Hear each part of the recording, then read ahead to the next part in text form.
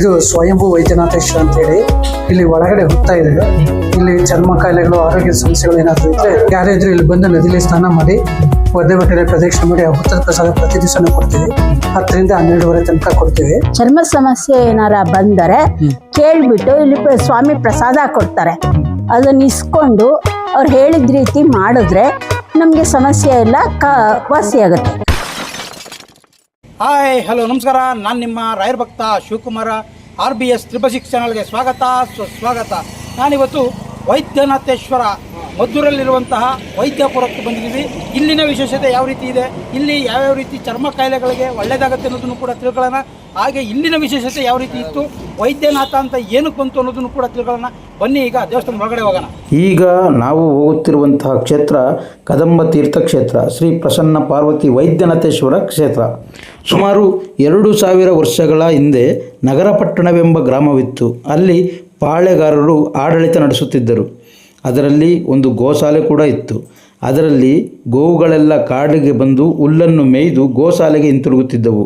ಅದರಲ್ಲಿ ಒಂದು ಹಸುವು ಕಾಡಿನಲ್ಲಿರುವಂತಹ ಒಂದು ಹುತ್ತಕ್ಕೆ ಹಾಲನ್ನು ಕೊಟ್ಟು ಗೋಶಾಲೆಯಲ್ಲಿ ಹಾಲನ್ನು ಕೊಡುತ್ತಿರಲಿಲ್ಲ. ಪ್ರತಿದಿನ ಹೀಗೆಯೇ ನಡೆಯುತ್ತಿತ್ತು. ಈ ವಿಷಯವನ್ನು ಗಮನಿಸಿದ ಭಟರು ಪಾಳೆಗಾರರಿಗೆ ತಿಳಿಸಿದರು. ಮರುದಿನ ಸ್ವತಃ ಪಾಳೆಗಾರರೇ ಕಾಡಿಗೆ ಬಂದು ಹಸುವು ಹುತ್ತಕ್ಕೆ ಹಾಲನ್ನು ಕೊಡುತ್ತಿರುವುದನ್ನು ಕಂಡು ಆಶ್ಚರ್ಯಗೊಂಡರು. ಈ ಹುತ್ತದಲ್ಲಿ ಏನಿರಬಹುದು ಎಂದು ಪರೀಕ್ಷಿಸಲು ಆ ಹುತ್ತಕ್ಕೆ ಆರೆಯಿಂದ ಹೊಡೆದಾಗ ಹುತ್ತವು ಇಬ್ಬಾಗವಾಗಿ ಒಳಗಡೆ ಶಿವಲಿಂಗಕ್ಕೆ ಕಾಣಿಸಿತು. ಆರೆಯ ಏಟು ಶಿವಲಿಂಗಕ್ಕೆ ತಗುಲಿದ್ದರಿಂದ ಲಿಂಗದಿಂದ ರಕ್ತವು ಸುರಿಯುತ್ತಿತ್ತು. ಇದನ್ನು ಕಂಡ ಪಾಳೆಗಾರರು ಮೂರ್ಛೆ ಹೋದರು.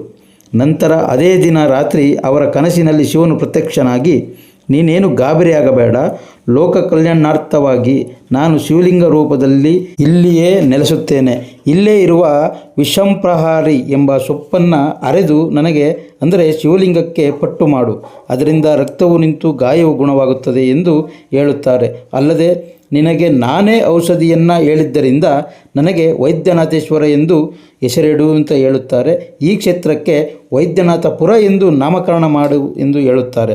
ಹಾಗೂ ಇಲ್ಲಿ ಕದಂಬಾ ನದಿಯು, ಅಂದರೆ ಶಿಂಸಾ ನದಿಯನ್ನು ಕದಂಬಾ ನದಿ ಎಂದು ಕರೆಯುತ್ತಿದ್ದರು. ಈ ನದಿಯಲ್ಲಿ ಸ್ನಾನ ಮಾಡಿ ಒದ್ದೆ ಬಟ್ಟೆಯಲ್ಲಿ ಸೇವೆ ಮಾಡಿ ಈ ನನ್ನ ಹುತ್ತದ ಪ್ರಸಾದವನ್ನು ಸ್ವೀಕರಿಸುತ್ತಾರೋ ಅವರಿಗೆ ಸರ್ಪರೋಗಗಳಿಂದ ನಿವಾರಣೆಯಾಗಲಿ ಎಂದು ಹೇಳಿ ಅದೃಶ್ಯರಾಗುತ್ತಾರೆ. ಇಂಥ ಪುಣ್ಯ ಕ್ಷೇತ್ರಕ್ಕೆ ಒಮ್ಮೆ ಆದರೂ ಭೇಟಿ ಕೊಟ್ಟು ನೋಡಿ. ವೈದ್ಯನಾಥೇಶ್ವರ ಮದ್ದೂರಲ್ಲಿರುವಂತಹ ವೈದ್ಯನಾಥೇಶ್ವರ ದೇವಸ್ಥಾನ ತುಂಬ ಪವರ್ಫುಲ್ ಆದಂತಹ ದೇವಸ್ಥಾನ. ಇಲ್ಲಿನ ವಿಶೇಷತೆ ತಿಳ್ಕೋಬೇಕು ಅಂತಂದರೆ ಇಲ್ಲಿ ಅರ್ಚಕರ ಬಗ್ಗೆ ತಿಳಿಸ್ಕೊಡ್ತೀನಿ ಯಾವ ರೀತಿ ಇದೆ ಅನ್ನೋದನ್ನು ಕೂಡ. ಇಲ್ಲಿ ಹೊಳೆ ಹತ್ರ ಉಪ್ಪು ಮತ್ತು ನಿಮ್ಮ ದೃಷ್ಟಿ ದೋಷವನ್ನು ಕೂಡ ಕಳೆಯುವಂತಹ ಪುಣ್ಯ ಕ್ಷೇತ್ರ ಅಂದರೆ ಇದು ವೈದ್ಯನಾಥೇಶ್ವರ ದೇವಸ್ಥಾನ. ಈ ದೇವರ ಆಜ್ಞೆಯಂತೆ ಪಾಳೆಗಾರರು ಗರ್ಭಾಂಕಣವನ್ನು ಕಟ್ಟಿಸಿ ಶ್ರೀಯವರಿಗೆ ನಿರಂತರ ಸೇವೆಯನ್ನು ಮಾಡುತ್ತಾ ಬರುತ್ತಿರುತ್ತಾರೆ. ಇಲ್ಲಿರುವ ಶಾಸನಗಳ ಪ್ರಕಾರ ಚೋಳರು, ಗಂಗರು, ಹೊಯ್ಸಳರು ಸಹ ವೈದ್ಯನಾಥೇಶ್ವರ ಸ್ವಾಮಿಗೆ ನವರಂಗ, ಸಕುಸಾನಿ, ಚಂದ್ರಸಾಲೆಗಳನ್ನು ಕಟ್ಟಿಸಿ ಪೂಜಿಸಲಾಗಿದೆ ಎಂಬುದು ಬರೆಯಲಾಗಿದೆ. ವೈದ್ಯನಾಥೇಶ್ವರ ಸ್ವಾಮಿಯವರ ದೇವಾಲಯದಲ್ಲಿ ನೀಡುವ ಹುತ್ತದ ಪ್ರಸಾದವನ್ನು ಚರ್ಮ ಕಾಯಿಲೆ ಇರುವಂಥವರು ಉಪಯೋಗಿಸುವುದರಿಂದ ಅದರ ಚರ್ಮ ಕಾಯಿಲೆ ನಿವಾರಣೆಯಾಗುತ್ತದೆ ಎಂಬುದು ಇಲ್ಲಿನ ಪ್ರತೀತಿ.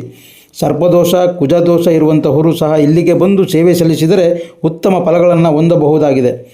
ಇಲ್ಲಿ ಯಾವುದೇ ಕಾರಣಕ್ಕೂ ಕಾಲಿಗೆ, ಅಂದರೆ ಅಂಗಾಲಿಗೆ ಈ ಹುತ್ತದ ಪ್ರಸಾದವನ್ನು ಟಚ್ ಮಾಡಲೇಬಾರದು.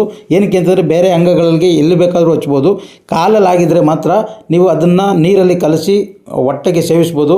ಏಕೆಂದರೆ ಕಾಲಿಗೆ ಯಾವುದೇ ಕಾರಣಕ್ಕೂ ಟಚ್ ಮಾಡಲೇಬಾರದು. ಅಂಥ ಪುಣ್ಯ ಪ್ರಸಾದವನ್ನು ಕಾಲಿಗೆ ಒತ್ತಬಾರ್ದು ಅನ್ನೋದು ಇಲ್ಲಿ ಪ್ರತೀತಿಯಾಗಿದೆ. ಅದನ್ನು ಈಗಲೂ ಕೂಡ ಜನಗಳು ಅದನ್ನೇ ಕೂಡ ನಡೆಸ್ಕೊಂಡು ಬರ್ತಾಯಿದ್ದಾರೆ. ನೀವು ಕೂಡ ಯಾವುದೇ ಕಾಯಿಲೆ ಇರಲಿ, ಚರ್ಮ ಕಾಯಿಲೆ ಆಗಿರಲಿ, ಮನರೋಗ ಕಾಯಿಲೆ ಆಗಿರಲಿ, ನಿಮಗೆ ಒಂಥರ ದೆವ್ವ ಹಿಡಿದಂಥವ್ರು ಆಗಿರಲಿ, ಇಲ್ಲಿಗೆ ಬಂದು ನೀವು ಪೂಜೆ ಮಾಡಿ ದೇವರ ದರ್ಶನ ಮಾಡಿದ್ರೆ ಸಾಕು. ನಿಮ್ಮ ಇಷ್ಟಾರ್ಥಗಳೆಲ್ಲ ನೆರವೇರಿ ನಿಮ್ಮ ಚರ್ಮ ಕಾಯಿಲೆಗಳೆಲ್ಲ ದೂರವಾಗಿ ನಿಮ್ಮ ಇಷ್ಟಾರ್ಥ ಕೋರಿಕೆಗಳನ್ನು ನೆರವೇರಿಸುವಂತಹ ವೈದ್ಯನಾಥೇಶ್ವರ ದೇವಾಲಯ ಇರುವುದು ಮದ್ದೂರಿನಲ್ಲಿ. ಈ ಡಿಸ್ಕ್ರಿಪ್ಷನ್ ಬಾಕ್ಸಲ್ಲಿ ಇದರ ಫೋನ್ ನಂಬರು ಮತ್ತು ಅರ್ಚಕರ ಫೋನ್ ನಂಬರು ಹಾಕಿರ್ತೀನಿ, ಗೂಗಲ್ ಮ್ಯಾಪು ಕೂಡ ಹಾಕಿರ್ತೀನಿ, ಚೆಕ್ ಮಾಡಿಕೊಂಡು ಕೂಡ ಬರ್ಬೋದು. ಈಗ ಬನ್ನಿ ಅರ್ಚಕರನ್ನ ಮಾತಾಡ್ಸೋಣ. ಅರ್ಚಕರು ಎಷ್ಟು ವರ್ಷದಿಂದ ಇಲ್ಲಿ ಪೂಜೆ ಮಾಡ್ತಾಯಿದ್ದಾರೆ, ಇಲ್ಲಿ ಯಾವ್ಯಾವ ವ್ರತಗಳನ್ನು ನಾವು ಮಾಡಬೇಕು ಅನ್ನೋದನ್ನು ಕೂಡ ಕೇಳಿ ತಿಳ್ಕೊಳ್ಳೋಣ. ಬನ್ನಿ ಈಗ ಅರ್ಚಕರನ್ನ ಮಾತಾಡ್ಸೋಣ. ನಮಸ್ಕಾರ. ನಮಸ್ತೆ. ನಿಮ್ಮ ಹೆಸರು? ನನ್ನ ಹೆಸರು ಆರ್ ಷಣ್ಮುಗ ಸುಂದರ ಅಂತ. ನೀವು ಎಷ್ಟು ವರ್ಷದಿಂದ ಪೂಜೆ ಈ ದೇವಸ್ಥಾನ ಪ್ರಧಾನ ಅರ್ಚಕರಾಗಿದೆ. ಇದು ನಮ್ಮ ವಂಶ ಪಾರಂಪರೆಯಾಗಿ 600 ವರ್ಷಗಳಿಂದ ನೋಡ್ಕೊಂಡು ಬರ್ತಾ ಇದೆ. ನಮ್ಮ ತಂದೆ ಮಾಡ್ತಾ ಇದ್ದೆ, ನಮ್ಮ ತಂದೆ ಅಂತ ನಾನು ನೋಡ್ಕೊಂಡ್ ಬರ್ತಾ ಇದ್ದೀನಿ. ನಾನು ಬಂದು 40 ವರ್ಷ ಆಯ್ತು ಇಲ್ಲಿಗೆ. 40 ವರ್ಷದಿಂದ ಇಲ್ಲಿ ಸೇವೆ ಸಲ್ಲಿಸ್ತಾ ಇದ್ದೀನಿ. ಇದು ಸ್ವಯಂಭೂ ವೈದ್ಯನಾಥೇಶ್ವರ ಅಂತ ಹೇಳಿ ಇಲ್ಲಿ ಒಳಗಡೆ ಹುತ್ತಾ ಇದೆ. ಇಲ್ಲಿ ಚರ್ಮ ಕಾಯಿಲೆಗಳು, ಆರೋಗ್ಯದ ಸಮಸ್ಯೆಗಳು ಏನಾದ್ರು ಇದ್ರೆ ಯಾರೇ ಇದ್ರು ಇಲ್ಲಿ ಬಂದು ನದಿಲಿ ಸ್ನಾನ ಮಾಡಿ ಒದ್ದೆ ಬಟ್ಟೆಯಲ್ಲಿ ಪ್ರದಕ್ಷಿಣೆ ಮಾಡಿ ಆ ಹುತ್ತದ ಪ್ರಸಾದ ಪ್ರತಿ ದಿವಸನೂ ಕೊಡ್ತೀವಿ. 10 ರಿಂದ 12 ತನಕ ಕೊಡ್ತೀವಿ.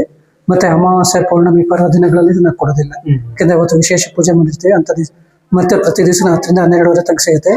ಇಲ್ಲಿ ಯಾವುದೇ ರೀತಿ ಸಮಸ್ಯೆಗಳಿದ್ರು ಆ ಪ್ರಸಾದ ತಗೊಂಡ್ರೆ ನಿವಾರಣೆ ಆಗುತ್ತೆ. ಅಂದ್ರೆ ಹಿಂದೆ ಇಲ್ಲಿ ಗೋಶಾಲೆ ಇತ್ತಂತೆ. ಈ ಗ್ರಾಮದ ಹೆಸರು ನಗರಪಟ್ಟಣ ಅಂತ ಇದ್ದಿದ್ದು 2000 ವರ್ಷಗಳ ಹಿಂದೆ. ಅಲ್ಲಿ ಅವ್ರ ಗೋಶಾಲೆ ಇರುತ್ತೆ. ಅಲ್ಲಿ ಪಾಳೆಗಾರ ಆಳ್ತಾ ಇರ್ತಾರೆ. ಅವ್ರ ಹಸುಗಳನ್ನ ಸಾಕೊಂಡಿರ್ತಾರೆ. ಅದರಲ್ಲಿ ಹಸುಗಳೆಲ್ಲ ಬಂದು ಇಲ್ಲಿ ಕಾಡಿಗೆ ಬಂದಾಗ ಒಂದು ಹಸು ಬಂದು ಇಲ್ಲಿ ಹುತ್ತದ ಮಧ್ಯದಲ್ಲಿ ಹಾಲು ಇರ್ತಾ ಇರುತ್ತೆ, ಗಿಡಗಳ ಮಧ್ಯದಲ್ಲಿ. ಆಗ ಅವ್ರಿಗೆ ಅನುಮಾನ ಬರುತ್ತೆ. ರಾಜಭಟ್ರು ನೋಡ್ತಾರೆ. 3-4 ದಿವಸ ಅದೇ ರೀತಿ ಆಗುತ್ತೆ. ಮತ್ತೆ 15 ದಿವಸ ಬಂದು ಅವರ ಪಾಳೆಗಾರರಿಗೆ ಹೇಳ್ತಾರೆ, ಹಸು ಒಂದು ಹಾಲು ಕೊಡ್ತಾ ಇದೆ, ಅಲ್ಲಿ ಏನೋ ಇರ್ಬೇಕು. ಸ್ವತಃ ಪಾಳೆಗಾರ ಬಂದಾಗ ಅದನ್ನ ಕಣ್ಣು ತಪ್ಪಿಸಿ ಅದು ಹಾಲು ಕೊಡ್ತಾ ಇರುತ್ತೆ. ಅವ್ರಿಗೆ ಅನುಮಾನ ಬರುತ್ತೆ, ಇಲ್ಲೇನೋ ವಿಶೇಷ ಇರಬೇಕು ಅಂತ ಹೇಳಿ. ಆ ನಂತರ ಅದು ಹಾಲು ಕೊಟ್ಟು ಹೋದ ನಂತರ ಅವರೇ ಬಂದು ಹಾರೆ ತಗೊಂಡು ಹುತ್ತ ಆ ಗಿಡಗಳನ್ನೆಲ್ಲ ಕಡಿದು ಹುತ್ತಕ್ಕೆ ಹೊಡಿತಾರೆ. ಹುತ್ತ 2 ಭಾಗ ಆಗಿ ಶಿವಲಿಂಗ ಇರುತ್ತೆ. ಆ ಶಿವಲಿಂಗಕ್ಕೆ ಹಾರೆ ಇಟ್ಟು ಬಿದ್ದು ರಕ್ತ ಬರಕ್ಕೆ ಶುರು ಆಗುತ್ತೆ. ಆಗ ಅವರು ಮೂರ್ಛೆ ಹೋಗ್ತಾರೆ. ಮೂರ್ಛೆ ಹೋದ ತಕ್ಷಣ ಅವರಿಗೆ ಈಶ್ವರನ ಕಾಣಿಸ್ಕೋತಾರೆ ಕನಸಲ್ಲಿ. ನೀನೇನು ಗಾಬರಿ ಆಗ್ಬೇಡ, ನಾನು ಲೋಕ ಕಲ್ಯಾಣಾರ್ಥವಾಗಿ ಇಲ್ಲಿ ಶಿಲಾರೂಪದಲ್ಲಿ ಉದ್ಭವಿಸ್ತಾ ಇದ್ದೀನಿ. ಇಲ್ಲಿ ಎದುರುಗಡೆ ವಿಷಂ ಪ್ರಹರಿ ಸೊಪ್ಪು ಅಂತ ಇದೆ, ಚಿಕ್ಕ ಚಿಕ್ಕ ಸೊಪ್ಪುಗಳು ಬರ್ತದೆ. ಆ ಸೊಪ್ಪನ್ನ ತಂದು ಹೊಡೆದು ನನ್ನ ತಲೆಗೆ ಮೆತ್ತು ರಕ್ತ ನಿಲ್ಲತ್ತೆ, ಮತ್ತೆ ಗಾಯ ವಾಸಿ ಆಗುತ್ತೆ ಅಂತ ಹೇಳ್ತಾರೆ. ನನಗೆ ನಾನೇ ಔಷಧಿ ಹೇಳೋದ್ರಿಂದ ನನಗೆ ವೈದ್ಯನಾಥ ಅಂತ ನಾಮಕರಣ ಮಾಡಿ ಈ ಗ್ರಾಮಕ್ಕೂ ವೈದ್ಯನಾಥಪುರ ಅಂತ ಹೆಸರಿಡು ಅಂತ ಹೇಳ್ತಾರೆ. ಮತ್ತೆ ಯಾರು ಈ ಶಿಂಶಾನದಲ್ಲಿ ಸ್ನಾನ ಮಾಡಿ ಒದ್ದೆ ಬಟ್ಟೆಯಲ್ಲಿ ನನ್ನ ದರ್ಶನ ಮಾಡಿ ಈ ಪ್ರಸಾದ ತಗೋತಾರೋ ಅವ್ರಿಗೆ ಸರ್ವ ರೋಗಗಳು ಹೋಗ್ಲಿ ಅಂತ ಹೇಳಿ ಅವರೇ ಹೇಳ್ತಾರೆ. ಆ ನಂತರದ ತಕ್ಷಣ ಅವ್ರಿಗೆ ಎಚ್ಚರ ಆಗುತ್ತೆ ಬಾಳೆಗಾರಿಗೆ. ಮಾರನೇ ದಿವಸ ಬಂದು ಅವರು ಒಳಗಡೆ ಗುಡಿಗಳನ್ನ ಕಟ್ಟಿಸಿ ಪೂಜೆಗೆ ವ್ಯವಸ್ಥೆ ಮಾಡ್ತಾರೆ. ಮತ್ತೆ ಇಲ್ಲಿ ವಿಶೇಷ ಇನ್ನೊಂದು ಏನಂದ್ರೆ ಹುತ್ತದಲ್ಲೇ ಸರ್ಪ ವಾಸ ಇದೆ ಇಲ್ಲಿ. ಅದರಿಂದ ದ್ವಿಕಾಲ ಪೂಜೆಯಲ್ಲಿ ಬೆಳಗ್ಗೆ ಒಂದ್ಸತಿ ಪೂಜೆ ಮಾಡಿ ಈಚೆಗೆ ಬಂದ್ರೆ ಮತ್ತೆ ನಾವು ಒಳಗಡೆ ಹೋಗಲ್ಲ. ಬೆಳಗ್ಗೆ 8 ರಿಂದ 9:30, 10 ಗಂಟೆ ತನಕ ಪೂಜೆ ನಡೆಯುತ್ತೆ. ಆ ಟೈಮಲ್ಲಿ ಅರ್ಚನೆ ಮತ್ತೆ ವಿಶೇಷ ಸೇವೆಗಳೇನೇ ಇದ್ದಿರ್ತವೆ. ಆ ಒಳಗಡೆಯಿಂದನೇ ತೆಗೆದು ಪ್ರಸಾದ ಕೊಡ್ತೀವಿ. ಆ ಪ್ರಸಾದ ತಗೊಂಡ್ರೆ ಸರ್ವ ರೋಗಗಳು ನಿವಾರಣೆ ಆಗುತ್ತೆ ಅಂತ ಹೇಳಿ ಇತ್ತೀಚೆಗೆ ಇದು ಪ್ರತೀತಿ ನಡ್ಕೊಂಡಿದೆ. ನಾನು ಪ್ರತ್ಯಕ್ಷವಾಗಿ ಸುಮಾರು ಜನಗಳನ್ನ ನೋಡಿದ್ದೀನಿ, ಸಂಪೂರ್ಣ ಗುಣ ಆಗಿದ್ದಾರೆ. ಅವುಗಳು ಸುಮಾರು ಸತಿ ಓಡಾಡ್ತಾ ಇರುತ್ತೆ ಇಲ್ಲೇ. ಅದರಿಂದ ಯಾವುದೇ ವಿಶೇಷವಾದ ಪೂಜೆಗಳು, ಸೇವೆಗಳು ಯಾವ್ದು ಇರೋದಿಲ್ಲ. ಆ ಮಡಿ ಟೈಮಲ್ಲಿ ಮಾತ್ರ ಪೂಜೆ ಇಲ್ಲಿ. ಅಂದ್ರೆ ಈ ಹೊಳೆಲಿ ಉಪ್ಪು ಮತ್ತೆ ಬೆಲ್ಲನ ನಿವಾರಿಸಿ ಒಳಗೆ ಬಿಡ್ತಾರಲ್ಲ, ಅದ್ರ ವಿಶೇಷತೆ ಏನು? ಅದು ಏನಂದ್ರೆ ನಮ್ಮ ಸರ್ವ ರೋಗಗಳು ನಿವಾರಣೆಗೆ ನಿಲ್ಲುತ್ತೆ. ಮತ್ತೆ ನಮ್ಮ ಪೂರ್ವಿಕರದ್ದು ಏನಾದ್ರು ಸಮಸ್ಯೆಗಳಿದ್ರೆ ಅದೆಲ್ಲ ನಿವಾರಣೆಗ್ಲಿ ಅಂತೇಳಿ ಗಂಗೆ ಮಾತೆ ಪೂಜೆ ಮಾಡಿ ಉಪ್ಪು ಬೆಲ್ಲ ಹಾಕ್ತಾರೆ. ಅದು ಮೊದಲಿಂದ ನಡ್ಕೊಂಡಿರೋ ಪ್ರತೀತಿ. ಇಲ್ಲಿ ಗ್ರ್ಯಾಂಡ್ ಆಗಿ ನಡೆಯುವಂತ ಜಾತ್ರೆ ಅಥವಾ ಹಬ್ಬ ಯಾವಾಗ? ಅದು ಇದು ಕಾರ್ತಿಕ್ ಮಾಸ ಮತ್ತೆ ಮಾಘ ಮಾಸ ಸಪ್ತಮಿ ದಿವಸ, ಕೃಷ್ಣ ಪಕ್ಷ ಸಪ್ತಮಿ ದಿವಸ ರಥೋತ್ಸವ ನಡೆಯುತ್ತೆ ಇಲ್ಲಿ. ಅದು ಬಿಟ್ರೆ ಶಿವರಾತ್ರಿ ದಿವಸ ವಿಶೇಷ ಪೂಜೆ. 4 ಯಾಮ ಸಂಜೆ 4 ರಿಂದ ಬೆಳಗ್ಗೆ 4 ಗಂಟೆ ತನಕ ಕಂಟಿನ್ಯೂಸ್ ಅಭಿಷೇಕ ಪೂಜೆಗಳು ನಡೀತಾ ಇರುತ್ತೆ ಇಲ್ಲಿ. ಕಾರ್ತಿಕ್ ಮಾಸ ಮತ್ತೆ ಶ್ರಾವಣ ಮಾಸ ವಿಶೇಷ ಪೂಜೆಗಳು ಈಶ್ವರ. ಸರಿ ಸರ್, ಧನ್ಯವಾದ ಅಮ್ಮ. ನಮಸ್ಕಾರ. ನಮಸ್ಕಾರ. ನಿಮ್ಮ ಹೆಸರು? ಅನ್ಸೂಯ ಅಂತ. ನೀವು ಎಷ್ಟು ವರ್ಷದಿಂದ ಇದ್ದೀರಿ ಇಲ್ಲಿ? ನಾವು 25 ವರ್ಷದಿಂದ ಬರ್ತಾ ಇದೀವಿ. ಇಲ್ಲೇ ಇದ್ರಿ. ಅಂದ್ರೆ ಇದು ಎಷ್ಟು ವರ್ಷದ ಪುರಾತನದ್ದು? ಇಲ್ಲಿನ ವಿಶೇಷತೆ ಏನು? ಇದು 2000 ವರ್ಷದ ಹಳೆ ದೇವಸ್ಥಾನ. 2000 ವರ್ಷದ್ದು? 2000 ವರ್ಷದ್ದು. ಇದು ಏನಂದ್ರೆ ಹುತ್ತದ ಸ್ವಾಮಿ ಪಕ್ಕದಲ್ಲಿ, ಈ ಲಿಂಗ ಪಕ್ಕದಲ್ಲಿ ಹುತ್ತಾ ಇದೆ. ಚರ್ಮ ಸಮಸ್ಯೆ ಏನಾರ ಬಂದರೆ ಕೇಳ್ಬಿಟ್ಟು ಇಲ್ಲಿ ಸ್ವಾಮಿ ಪ್ರಸಾದ ಕೊಡ್ತಾರೆ. ಅದನ್ನ ಇಸ್ಕೊಂಡು ಅವ್ರು ಹೇಳಿದ ರೀತಿ ಮಾಡಿದ್ರೆ ನಮ್ಗೆ ಸಮಸ್ಯೆ ಎಲ್ಲ ವಾಸಿ ಆಗುತ್ತೆ. ನಂಬಿಕೆ ಮುಖ್ಯ. ನಂಬಿಕೆ ಹಾಳು ಮಾಡ್ಕೊಂಡ್ರೆ ನಂಬಿಕೆ ಅಲ್ಲ ಅದು. ಆದ್ರಿಂದ ನಂಬಿಕೆಯಾಗಿ ಓಡಾಡ್ಬೇಕು ಜನಗಳು. ಭಕ್ತರೆಲ್ಲರೂ ಒಪ್ಪಿಗೆಯಿಂದ ಬರ್ತಾರೆ ಯಾವಾಗ್ಲೂ. ಅಂದ್ರೆ ಇದು ವೈದ್ಯನಾಥೇಶ್ವರ ಅಂತ ಬರೋಕ್ ಕಾರಣ ಏನು ಅಂತ? ಸ್ವಾಮಿಗೆ ಏಟ್ ಬಿದ್ದಿತ್ತು. ಆವಾಗ ಸ್ವಾಮಿನೇ ಅದಕ್ಕೆ ಅವರೇ ಔಷಧಿ ಮಾಡ್ಕೊಂಡ್ರು. ಆದ್ರಿಂದ ಅದಕ್ಕೆ ವೈದ್ಯನಾಥೇಶ್ವರ ಅಂತ ಸ್ವಾಮಿಗೆ ಹೆಸರು ಬಂತು. ಇದು ವೈದ್ಯಪುರದಲ್ಲಿರುವಂತ ವೈದ್ಯನಾಥೇಶ್ವರ. ಅಂದ್ರೆ ಇಲ್ಲಿ ಬರುವಂತ ಚರ್ಮ ರೋಗಕ್ಕೆ ಯಾವ ರೀತಿ ಪರಿಹಾರ ಮಾಡ್ಕೋಬೇಕು? ಚರ್ಮ ರೋಗಕ್ಕೆ ಬರೋ ಸಮಸ್ಯೆಗೆ ಇಲ್ಲಿ ಹುತ್ತದ ಪ್ರಸಾದ ಅಂತ ಕೊಡ್ತಾರೆ. ಅದನ್ನ ಇಸ್ಕೊಂಡು ಎಲ್ಲರೂ ಹಚ್ಕೊಂಡು ಮೈಗೆ ಸ್ವಲ್ಪ ನೀರು ಸ್ನಾನ ಮಾಡಾದ್ಮೇಲೆ ಸ್ವಲ್ಪ ಹಾಕೊಂಡು ತೀರ್ಥವಾಗಿ ತಗೊಂಡು ಅದನ್ನ ಮೈಗೆ ಸ್ವಲ್ಪ ಸವರ್ಕೊಂಡ್ರೆ, ಕಾಲಿಂದ ಕೆಳಗಡೆ ಹೋಗ್ಬಾರ್ದು, ಅದಷ್ಟು ಸವರ್ಕೊಂಡ್ರೆ ವಾಸಿ. ಅಂದ್ರೆ ಅಂಗಲ್ಗೆ ಹೋಗ್ಬಾರ್ದು ಅಂತ? ಅದೇ ಮಂಡಿಯಿಂದ ಕೆಳಗಡೆ ಹೋಗ್ಬಾರ್ದು. ಅಂದ್ರೆ ಇಲ್ಲಿ ಹೊಳೆ ಹತ್ರ ಮಾಡ್ತಾರಲ್ಲ ಪೂಜೆ ಪುನಸ್ಕಾರ ಮಾಡುವಂತದ್ದು, ಅದು ಗಂಗೆ ಪೂಜೆ ಅಂತ ಮಾಡ್ತಾರೆ. ಉಪ್ಪು ಬೆಲ್ಲ ಏನಕ್ಕೆ ಅಂದ್ರೆ ತಮ್ಮ ಸಮಸ್ಯೆ ಹೇಳ್ಕೊಂಡು ಉಪ್ಪು ನೀರು ಹೆಂಗ್ ಕರಗತ್ತೆ, ಉಪ್ಪು ಹೆಂಗ್ ಕರಗತ್ತೆ, ನೀರು ಬೆಲ್ಲ ಹೆಂಗ್ ಕರಗತ್ತೆ ಹಂಗ್ ಕರಗ್ಲಿ ಅಂತ ನೀರಿಗೆ ಬಿಡ್ತಾರೆ. ಅದನ್ನ ಗಂಗೆಗೆ ಬಿಟ್ಟು ಅದಂದ್ರೆ ಅವ್ರ ನಿವಾಳಿಸಿ ಅದನ್ನ ಒಳಗ್ ಬಿಡುವಂತದ್ದು, ಗಂಗೆ ದೃಷ್ಟಿ ದೋಷ ಕಳೆಯುವಂತದ್ದು. ಹೌದು. ಅಂದ್ರೆ ಈಗ ನೀವು ಈಗ 25 ವರ್ಷ ಅಂತಂದ್ರೆ ಇಲ್ಲಿ ಅರ್ಚಕರು ಮಾಡ್ತಾರೋರು ನಿಮ್ಮ ಅಳಿಯರು, ಹಳೆಯರು. ಅಂದ್ರೆ ಅವರು ಎಷ್ಟು ವರ್ಷದಿಂದ ಮಾಡ್ತಾ ಇದ್ರು? ಅವರು 40 ವರ್ಷದಿಂದ ಮಾಡ್ತಾರೆ. ಅವ್ರ ವಂಶ ಪರಂಪರೆನ ಇಲ್ಲ ವಂಶ ಪರಂಪರೆ. ಅವ್ರ ವಂಶ ಪರಂಪರೆಯಿಂದ ಮಾಡ್ಕೊಬರ್ತಿದ್ರು. ಅವರು ಈಗ ಇಲ್ಲೇ ಇದಾರೆ ಈಗ? ಇಲ್ಲೇ ಇದ್ದಾರೆ. ಸರಿ ಅಮ್ಮ, ಧನ್ಯವಾದಗಳು. Thank you. ಇದು ವೈದ್ಯನಾಥೇಶ್ವರ ದೇವಾಲಯದಲ್ಲಿ ನವಗ್ರಹ ಕೂಡ ಇದೆ. ಅದು ಇಲ್ಲಿ ವೈದ್ಯನಾಥ ಅಂತ ಏನಕ್ಕೆ ಬಂತು, ಇದು ವೈದ್ಯಪುರ ಅಂತ ಏನಕ್ಕೆ ಬಂತು ಅನ್ನೋದನ್ನು ಕೂಡ ಕೇಳಿ ತಿಳ್ಕೊಳ್ಳೋಣ. ಕುತೂಹಲಕಾರಿಯಾದಂಥ ವಿಡಿಯೋ, ದಯವಿಟ್ಟು ಪೂರ್ತಿ ವಿಡಿಯೋ ನೋಡಿ. ವಿಡಿಯೋ ನೋಡಾದ್ಮೇಲೆ ಇಷ್ಟ ಆದರೆ ಲೈಕ್ ಮಾಡಿ, ಹಾಗೆ ಸಬ್ಸ್ಕ್ರೈಬ್ ಮಾಡ್ಕೊಳ್ಳಿ. ಇದು ಮದ್ದೂರಲ್ಲಿ ಇರುವಂತಹ ವೈದ್ಯನಾಥೇಶ್ವರ. ಇದರ ಲೊಕೇಶನ್ ಗೂಗಲ್ ಮ್ಯಾಪು ಎರಡೂ ಕೂಡ ಡಿಸ್ಕ್ರಿಪ್ಷನ್ ಬಾಕ್ಸಲ್ಲಿ ಇದೆ. ಹಾಗೆ ಸ್ಕ್ರೀನ್ ಮೇಲೆ ಬರ್ತಿರುವಂಥ ಫೋನ್ ನಂಬರ್ಗೆ ಫೋನ್ ಮಾಡ್ಕೊಂಡು ಬನ್ನಿ.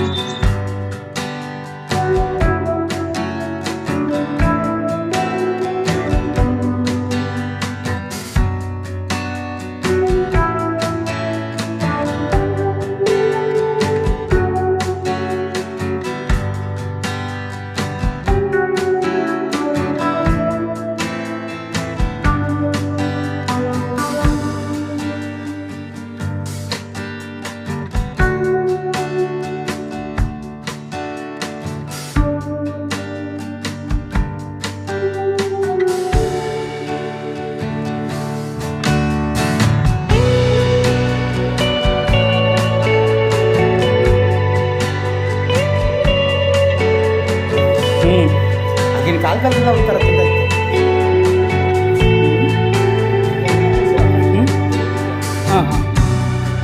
ಇಲ್ಲೇ ಪಕ್ಕದಲ್ಲೇ ಊರು.